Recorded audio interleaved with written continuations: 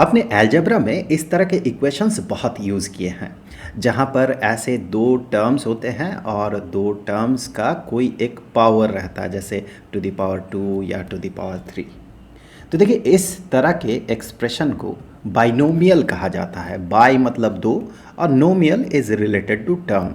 तो जहाँ पर दो टर्म्स होते हैं, जैसे कि यहाँ पर ए और बी दो टर्म्स हैं, यहाँ पर भी ए और बी दो टर्म्स हैं, तो इन्हें बाइनोमियल्स कहा जाता है। सो इन बाइनोमियल्स को कुछ पावर में रेज किया गया है और उसका जो एक्सप्रेशन बनता है वो एक्सप्रेशन कुछ इस तरह का बनता है, जिसके साथ आप बहुत ज़्यादा यूज टू है। ये सारा फार्मूला हम लोग बहुत कम उम्र में ही रट लेते हैं और इसे यूज़ करना भी सीख लेते हैं। लेकिन प्रॉब्लम तब आती है जब इसका पावर इससे ज़्यादा बढ़ जाता है, जैसे कि a + b to the power 4। तो ये जो फार्मूला बनता है ये थोड़ा सा कॉम्प्लिकेटेड बनता है। a + b to the power 5 ये फार्मूला और थोड़ा कॉम्प्लिकेटेड बनता है, इसमें नंबर ऑफ टर्म्स और ज़्यादा होता है। लेकिन इंटरेस्टिंग बात ये है कि इन फार्मूलाज में हमें एक स्पेसिफिक पैटर्न देखने को मिलता है और उस पैटर्न को अगर डिकोड कर लिया जाए तो फिर वहाँ से आगे हम किसी भी तरह का पावर, बाइनोमियल का किसी भी तरह का पावर के लिए जो जनरल एक्सप्रेशन बनता है उस एक्सप्रेशन को हम बना सकते हैं, बड़े आसानी से बना सकते हैं। तो चलिए देखते हैं, यही है बाइनोमियल थ्योरम। तो चलिए देखते हैं कि फार्मूला किस तरह का बनता है, जनरल फार्मूला किस तरह का बनता है। एक बाइनोमियल को किसी भी पावर में रेज कर दिया जाए तो फिर उसका फार्मूला कैसा बनेगा, इसके लिए जो कॉमन सेंस होगा या जो भी नॉलेज चाहिए होगा उसे बनाने के लिए, उस एक्सप्रेशन को बनाने के लिए, वो बड़ा ही आसान है।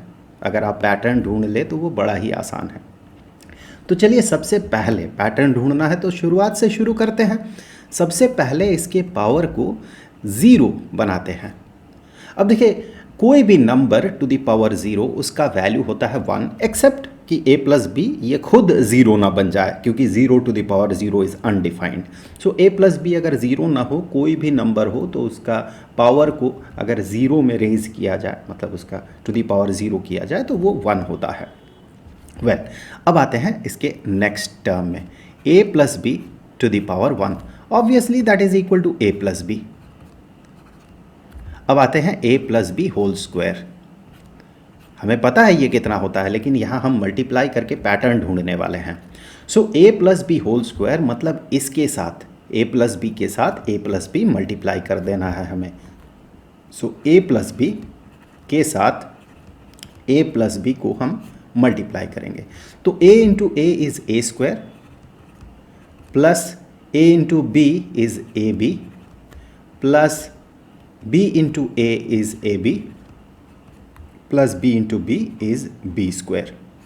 तो यहाँ पर हमें मिल जाएगा, इसे अगर हम एक लाइन और लिखते हैं तो a² plus 2 into ab plus b²। हम ऐसा इसीलिए कर रहे हैं, ये सारे नून चीज़ें हैं, ऐसा इसीलिए कर रहे हैं ताकि हम इसका पैटर्न ढूंढ सके।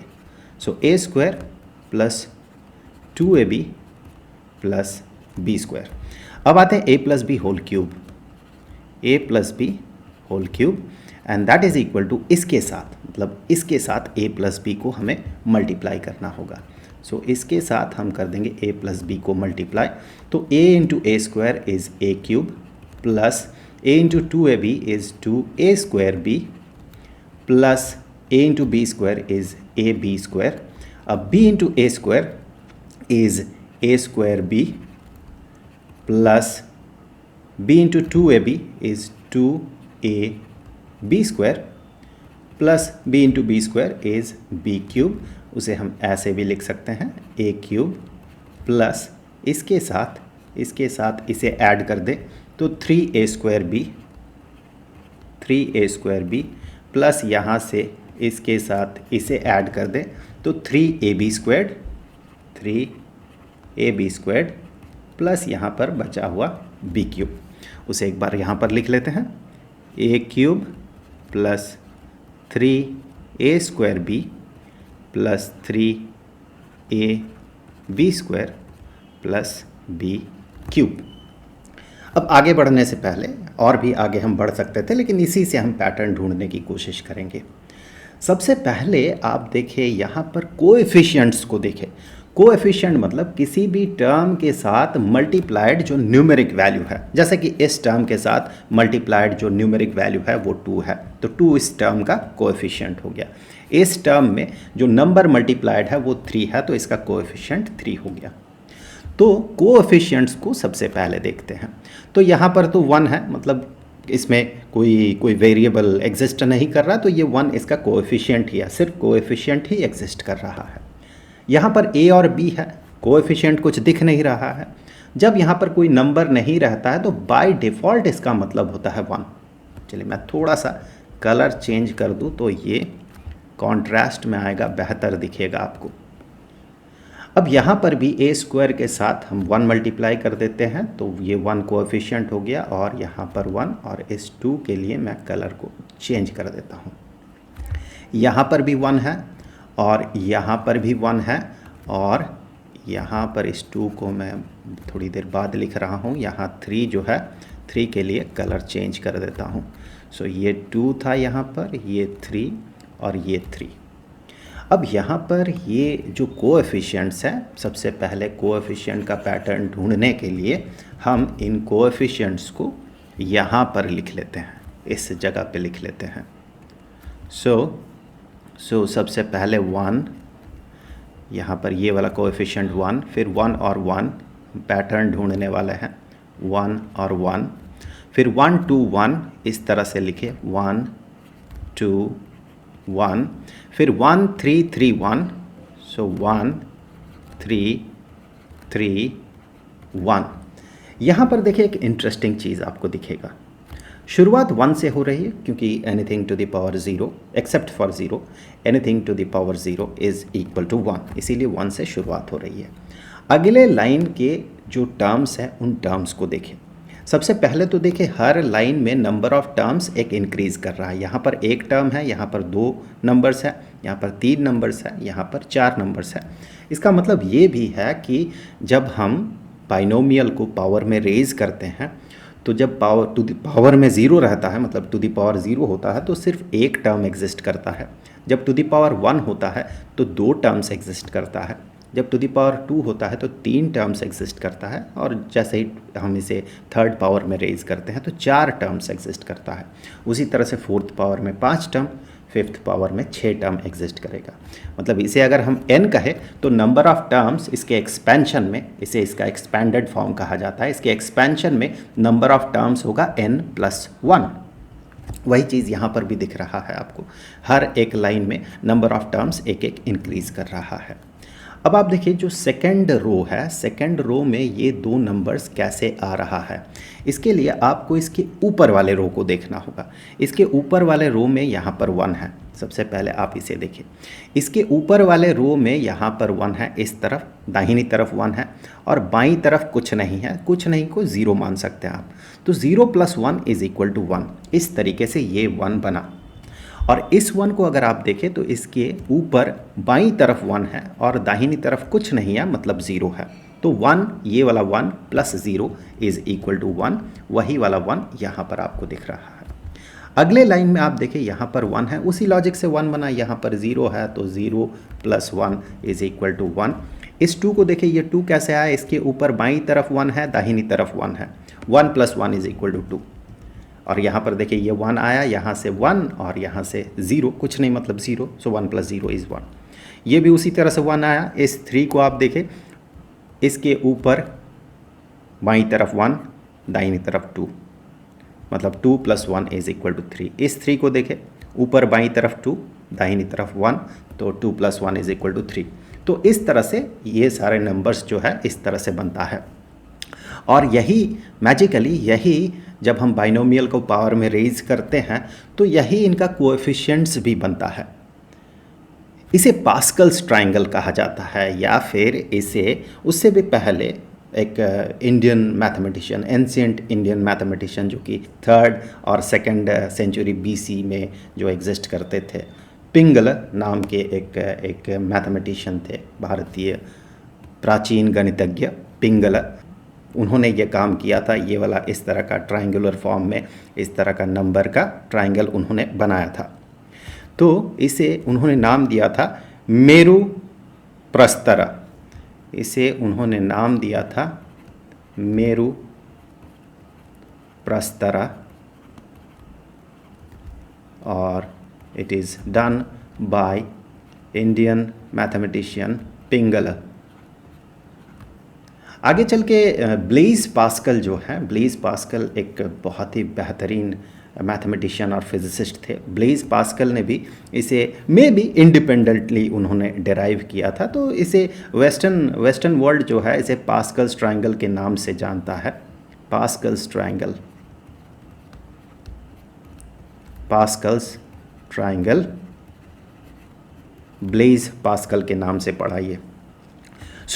इस लिहाज से अगर देखा जाए तो अगर अगले लाइन को हम ड्रॉ करते हैं, मतलब जब बाइनोमियल का पावर 4 में रेज करेंगे हम, तो उस समय हमें किस तरह का कोएफिशिएंट मिलेगा। अगर उसमें हम रेज करते हैं तो देखिए ये जो है पहला कोएफिशिएंट 1 बनेगा, दूसरा कोएफिशिएंट 1 + 3 = 4, तीसरा 3 + 3 = 6, और फिर 3 + 1 = 4, और फिर 1, ये वाला 1 जो है, ये वाला 1।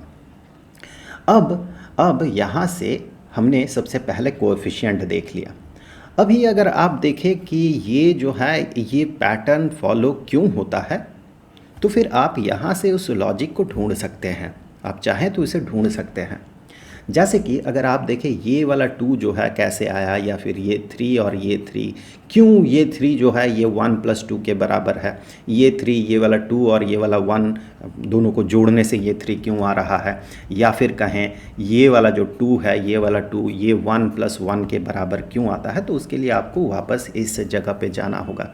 तो यहाँ से अगर आप देखें तो आप देखिए यहाँ पर कोएफिशिएंट 1 है, यहाँ पर कोएफिशिएंट 1 है। थोड़ा सा कॉन्ट्रास्ट के लिए मैं कलर बदल रहा हूँ। यहाँ पर कोएफिशिएंट 1 है, यहाँ पर कोएफिशिएंट 1 है, यहाँ पर 1 है और यहाँ पर 1 है। अगर आप इस 2ab को देखें तो ये 2ab का 2 कैसे आ रहा है। यहाँ पर देखिए a + b मतलब 1 × 1, यहाँ पर कोएफिशिएंट 1 बना, यहाँ पर 1 × 1 कोएफिशिएंट 1 बना, मतलब ये वाला कोएफिशिएंट और ये वाला कोएफिशिएंट, क्योंकि सेकंड टर्म जो हम मल्टीप्लाई कर रहे हैं, सेकंड एक्सप्रेशन जो मल्टीप्लाई कर रहे हैं, हमेशा a + b ही मल्टीप्लाई करेंगे हम। तो वहाँ पर ये जो कोएफिशिएंट है 1 ही रहने वाला है हमेशा। तो आप इसे ध्यान दें। यहाँ पर अगर आप देखें इसके कोएफिशिएंट को, मतलब ये वाला 1 और ये वाला 1, इन दोनों को देखें तो इन दोनों का यहाँ पर एग्जिस्टेंस आ रहा है इस जगह पे और इस जगह पे, और ये दोनों जुड़ के यहाँ पर 2 बन रहा है। तो वही 2 हमें यहाँ पर दिख रहा है, ये 1 + 1, ये वाला 2 हमें यहाँ पर दिख रहा है। अब आप देखें 3a² और 3ab² कैसे बन रहा है। आप 3a² को देखें कैसे आ रहा है। 3a² आ रहा है इस टर्म के कारण और इस टर्म के कारण, इन दोनों को जोड़ने से 3a² आ रहा है। ये वाला टर्म जो है 2a² आया कहाँ से, वो 2 यहाँ से आ रहा है, a के साथ इसे मल्टीप्लाई कर रहे हैं 2ab को, तो ये वाला 2a² आ रहा है। और a² जिसका कोएफिशिएंट 1 है, ये कैसे आ रहा है, ये b के साथ हम a² को मल्टीप्लाई कर रहे हैं। यहाँ पर a² का कोएफिशिएंट 1 है, वही 1 यहाँ पर अपीयर कर रहा है। ये 1 और 2 जब एडेड हो रहा है, जुड़ रहा है, तो हमें 3 दे रहा है। ये 1, ये वाला 1 है जो कि आपको यहाँ पर दिख रहा है। ये 2 जो है, ये 2, ये वाला 2 है जो कि आपको इस जगह पे दिख रहा है। ये दोनों जुड़ के ये वाला 3 बना रहा है। तो इस तरह से आप अगर देखें, आप अगर इस तरह से इस लॉजिक को चलाते जाएं तो आपको ये पैटर्न आपको दिखेगा। तो पहला चीज़ तो ये है कि जो कोएफिशिएंट्स है, कोएफिशिएंट्स को इस तरह से पास्कल्स ट्रायंगल से बनाया जा सकता है। तो कोएफिशिएंट का झंझट ख़त्म हो गया। अब आप दोनों टर्म्स जो है a और b, इनके नेचर को देखें। यहाँ से शुरू करते हैं। अब गौर करें, पहला जो टर्म है, पहले टर्म में a का पावर क्या है, a का पावर 2 है। ये वही वाला पावर है जिस पावर में हम इस बाइनोमियल को रेज कर रहे हैं। फिर देखें अगले टर्म में आपको क्या दिख रहा है। अगले टर्म में a का पावर 1 घट रहा है, 2 से घट के a का पावर 1 बन जा रहा है। और फिर अगले टर्म में a का पावर a दिख ही नहीं रहा हमें, वैसे a का पावर हम कह सकते हैं 0 बन गया, because a to the power 0 is equal to 1 and किसी भी टर्म के साथ हम 1 मल्टीप्लाई कर ही सकते हैं। तो यहाँ पर this is a to the power 0, यहाँ पर a है मतलब इसे a टू द पावर 1 कह सकते हैं हम। अब पैटर्न देखें, a का पावर 2 जो पावर यहाँ पर आपको दिख रहा है, फिर उसका पावर 1 घटा, फिर उसका पावर 1 फिर से घटा। तो ये तो पहले टर्म के लिए हमने पैटर्न देख लिया। अब देखिए दूसरे टर्म के लिए पैटर्न, b के लिए पैटर्न। पहले टर्म में एक्सपेंशन में पहले टर्म में b नहीं है तो हम कह सकते हैं यहाँ पर b टू द पावर 0 है, because b to the power 0 is 1। दूसरे टर्म में b टू द पावर 1 है और तीसरे टर्म में b स्क्वायर है। ये 2 वही वाला 2 है जो इसका पावर है। तो 0 से शुरू हो रहा है, 0 से 1, 1 से 2 बना। तो सेकंड जो टर्म है, सेकंड टर्म का पावर 0 से बढ़ते बढ़ते एक एक बढ़ते हुए जा रहा है, और फर्स्ट टर्म का पावर देखिए मैक्सिमम से एक एक घटते हुए 0 पहुंच रहा है। अब यहाँ पर वही लॉजिक आप देखें फॉलो करेगा। a को देखें आप, यहाँ पर a को देखें, a का पावर शुरुआत कहाँ से हो रहा है, 3 से हो रहा है, जो कि इस बाइनोमियल को हमने रेज किया जिस पावर में। फिर इसका पावर 1 घटा, घट के 2 हुआ, फिर 2 से ये 1 हुआ, और फिर 1 से ये a टू द पावर 0 मतलब पावर 0 हुआ। अभी अगर आप b को देखें तो जो पैटर्न हमने पिछली बार देखा था, यहाँ पर देखा था, वही पैटर्न आपको दिखेगा। यहाँ पर b टू द पावर 0 है, b टू द पावर 0 से ये b टू द पावर 1 बना, b टू द पावर 1 से फिर अगले टर्म में ये b स्क्वायर बना, b स्क्वायर से b क्यूब बना। तो आपको पैटर्न मिल गया। अब किसी भी तरह का सिचुएशन रहे, किसी भी पावर में हम बाइनोमियल को रेज करें, हम उसके लिए जो एक्सप्रेशन है वो एक्सप्रेशन बना सकते हैं। फॉर एग्ज़ाम्पल यहाँ पर हमने जो यहाँ ट्राइंगल जो बनाया था, इस ट्राइंगल में इस केस में n का value n is equal to 0 है। यहाँ पर n मतलब हम जो रेज कर रहे हैं a प्लस b को जो रेज कर रहे हैं पावर में, वही उसे हम n कह रहे हैं जो पावर है। सो ये फर्स्ट केस है। फर्स्ट केस जो हमने देखा था, फर्स्ट केस कौन सा केस था, फर्स्ट लाइन जो था a plus b to the power 0 था, तो n का वैल्यू 0, तब ये कोएफिशिएंट बन रहा। इस लाइन में n का वैल्यू 1 है, इस लाइन में कौन सा कोएफिशिएंट दे रहा, जब n का वैल्यू 2 हुआ। ये लाइन कौन सा कोएफिशिएंट दे रहा, जब n का वैल्यू 3 हुआ, और ये लाइन दे रहा हमें जब n का वैल्यू 4 हुआ। तो फिर 4 के लिए जो कोएफिशिएंट्स बनेगा वो कोएफिशिएंट्स आपको यहाँ पर दिख रहा है। अभी अगर मान ले हम a plus B to the power 4 के लिए हम एक्सपेंडेड फॉर्म बनाना चाहते हैं, तो सबसे पहले मैं क्या करता हूँ, ये जो कोएफिशिएंट्स है उन कोएफिशिएंट्स को लिख लेता हूँ। सबसे पहले टर्म के लिए कोएफिशिएंट 1 है, फिर अगले टर्म के लिए कोएफिशिएंट 4 है, फिर अगले टर्म के लिए कोएफिशिएंट 6 है, फिर अगले टर्म के लिए कोएफिशिएंट 4 है, फिर अगले टर्म के लिए कोएफिशिएंट 1 है।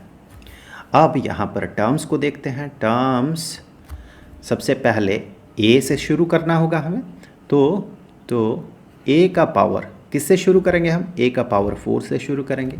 अगले टर्म में a का पावर हो जाएगा 3, एक घट जाएगा, फिर अगले टर्म में a का पावर हो जाएगा 2, फिर अगले टर्म में a का पावर 1 हो जाएगा मतलब a हो जाएगा, फिर अगले टर्म में ये a टू द पावर 0 हो जाएगा, जिसे लिखने की ज़रूरत है नहीं क्योंकि वो 1 के बराबर है। अब b को देखते हैं। पहले टर्म में b टू द पावर 0 होगा, 0 से शुरू होगा, b टू द पावर 0 को लिखने की ज़रूरत नहीं है। फिर अगले टर्म में b टू द पावर 1 होगा, that is equal to b। फिर अगले टर्म में ये b स्क्वायर होगा, फिर अगले टर्म में ये b क्यूब होगा, फिर अगले टर्म में ये b टू द पावर 4 होगा। यहाँ पर ये जो 1 है, इन 1 को, इस 1 को और इस 1 को लिखने की कोई ज़रूरत है नहीं।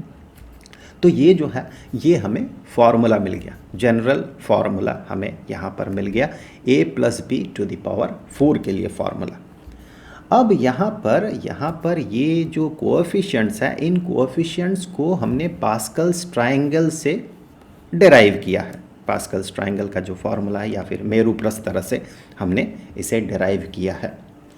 मैथमेटिकली इंटरेस्टिंग बात है ये, मैथमेटिकली इसे इन कोएफिशिएंट्स को एक अलग तरीके से भी रिप्रेजेंट किया जाता है। अगर आपने पिछले चैप्टर में परमुटेशन कॉम्बिनेशन के चैप्टर में NCR के बारे में पढ़ा है तो फिर ये बड़ा आसान होगा आपके लिए। NCR एक ऐसा एक्सप्रेशन हमें देता है जहाँ पर कि न्यूमरेटर में n का फैक्टोरियल होता है, n फैक्टोरियल, और डिनोमिनेटर में r factorial into n minus r का फैक्टोरियल होता है। तो यहाँ पर अगर आप गौर से इस फर्स्ट कोएफिशिएंट को देखें, फर्स्ट टर्म के कोएफिशिएंट को देखें, तो ये बनता है 4C0, 4 ये वाला 4C0। हम इसका वैल्यू भी कैलकुलेट करेंगे थोड़ी देर में। ये दूसरा जो कोएफिशिएंट बनता है, दूसरा कोएफिशिएंट बनता है 4C1। यहाँ पर भी आपको पैटर्न दिखेगा। यहाँ पर ये कोएफिशिएंट जो है ये है 4C2, इंटरेस्टिंग बात है ये। और यहाँ पर ये बनता है 4C3 एंड यहाँ पर ये बनता है 4C4। फॉर एग्ज़ाम्पल अगर हम इसे एक बार इवैल्यूएट करके अगर देख लें, दिस 4C2 को अगर इवैल्यूएट करके देख लें तो हमें 6 मिलेगा। हम यहाँ पर 4C2 को अगर हम कैलकुलेट करें तो ये बन जाएगा 4 फैक्टोरियल डिवाइडेड बाय ये वाला 2 जो है 2 का फैक्टोरियल इंटू 4 माइनस 2 का फैक्टोरियल। अब 4 factorial is 4 into 3 into 2 into 1 divided by this 2 का फैक्टोरियल होता है 2 इंटू 1, तो इंटू 1 को लिखने की ज़रूरत नहीं है, यहाँ पर भी लिखने की ज़रूरत नहीं थी। और यहाँ पर 4 माइनस 2 इज़ 2 का फैक्टोरियल फिर से 2, तो आप यहाँ से 2 और 2 को कैंसिल कर दिया और यहाँ से 2 इंटू 2 इज़ इक्वल टू 4, तो आपको मिलेगा 2 इंटू 3 इज़ इक्वल टू 6। यहाँ आप किसी को भी टेस्ट कर सकते हैं, किसी भी कोएफिशिएंट को आप टेस्ट कर सकते हैं। आपको यही वाला जनरल जो फार्मूला है, जनरल जो पैटर्न है 4C0, 4C1, 4C2, 4C3, 4C4, यही वाला पैटर्न आपको दिखेगा।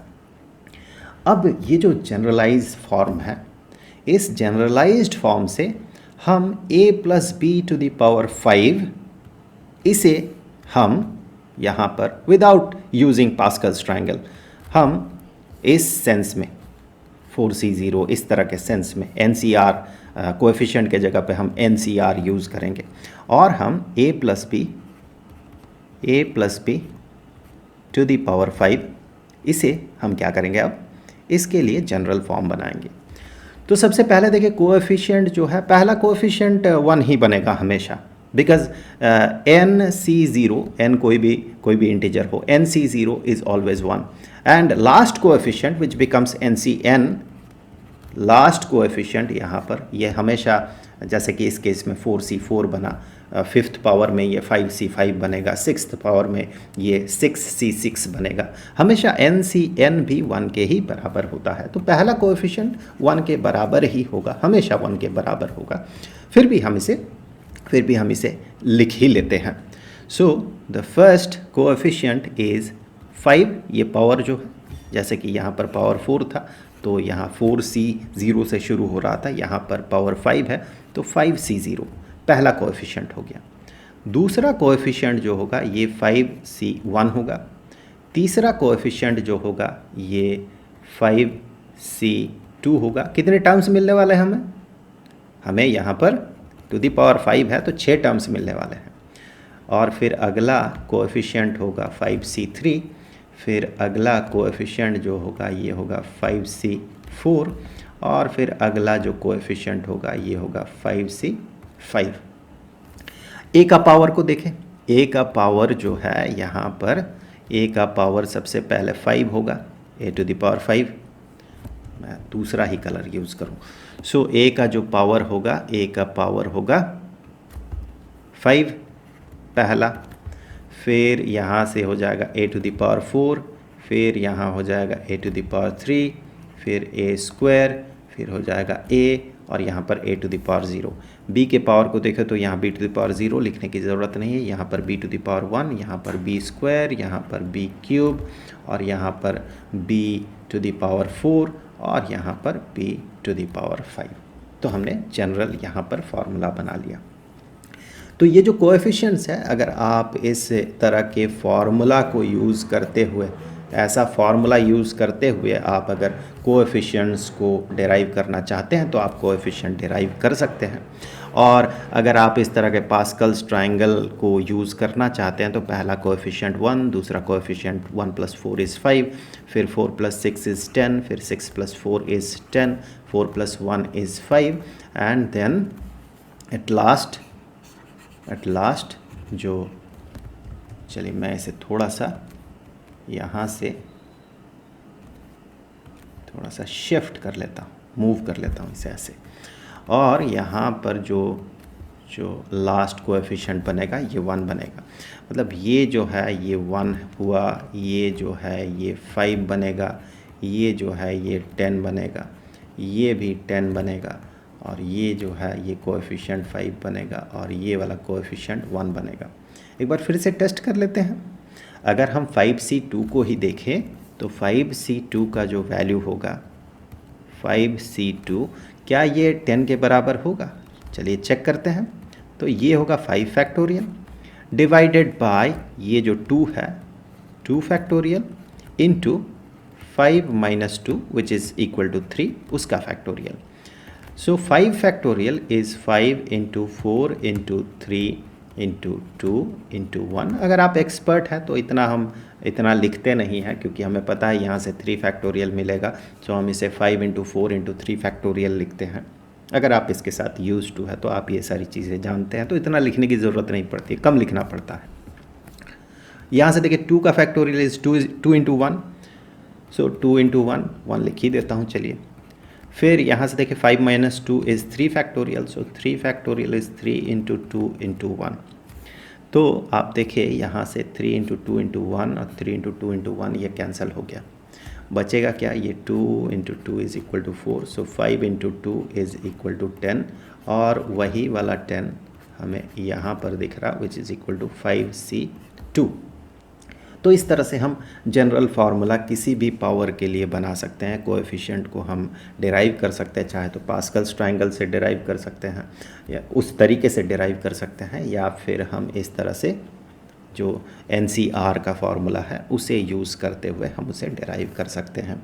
तो ये तो इसका जनरल फार्मूला हुआ। हमने सिर्फ A + B के बारे में बात किया है, A + B। अगर मान ले कि यहाँ पर A - B होता, A - B to the power 5 होता, तो फिर फार्मूला कैसा बनता? इसके लिए हमें ये जो +b है उसे -b से, नेगेटिव b से सब्सटीट्यूट करना होता है। अगर मान ले यहाँ पर होता 2x - 3y to the power 4, तो फिर क्या करते? तो जो जनरल फार्मूला होता वहाँ पर a के जगह 2x और b के जगह 3y सब्सटीट्यूट करना होता। चलिए अब इनके बारे में, इसे इस तरह का जब इस तरह का एक्सप्रेशन रहेगा, बाइनोमियल रहेगा, तो उसे किस तरह से एक्सपैंड किया जाता है, कैसे सब्सटीट्यूशन होता है, फार्मूला कैसा बनता है, इनके बारे में अब हम लोग अगले वीडियो में बात करेंगे। उस वीडियो का लिंक आपको यहाँ पर स्क्रीन पे मिल जाएगा, और उस वीडियो को आप इस पूरे चैप्टर का जो प्लेलिस्ट है वहाँ पर भी जाके देख सकते हैं। अगर वहाँ पर जाके देखें तो आपको और भी अलग अलग वीडियोज़ मिल जाएंगे। तो ये जो प्लेलिस्ट है इसका भी लिंक मैं डिस्क्रिप्शन बॉक्स में डाल रहा हूँ। तो मिलते हैं अगले वीडियो में, तब तक के लिए खुश रहें, गुड बाय।